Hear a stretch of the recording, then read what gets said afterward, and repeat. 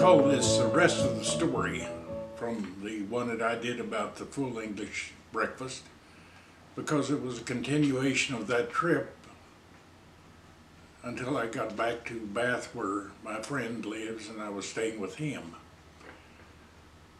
It was my last day on the road, and it was getting along toward afternoon or evening. It was in September, and there was a cold wind out of the north, which is right in my face, and then it started sprinkling a little, and I still had 10 miles to go to get to Bath, and that just seemed like an unworkable situation, especially since I'd have to ride rural roads and no lights on the bike. And so I came to a little town called Norton St. Peter, and I was looking along for a B&B sign and turned a corner, and there was this big hotel.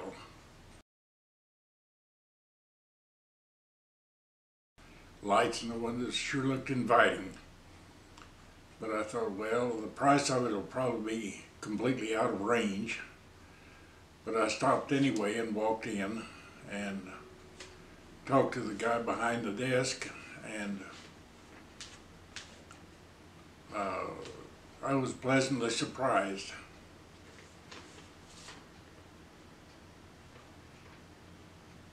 I told him that I was looking for a B&B, and he said, well, I've got a room here without a bath-in suite, which means down the hall somewhere. And he says, I can let you have that for about what a room in a B&B would cost in the same situation.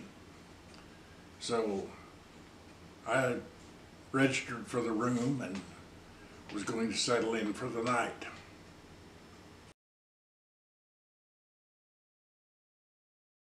I went down to the pub to find out what was going to be on the menu that night, and I noticed a fireplace there, so I sat down at a table next to the fire to warm up.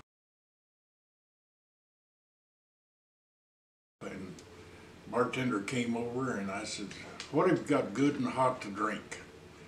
And he says, I have just what you need on a night like this. And he didn't tell me what it was, but he brought it to me. And it was a hot mulled rum. And it was absolutely delicious, and it really warmed me up. Well, I had dinner there in the pub that night.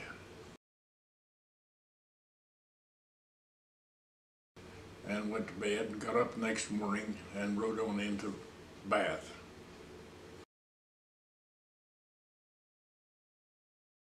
My friend in Bath lives just down around the corner and down the street from this picture here, which is the Pulteney Bridge.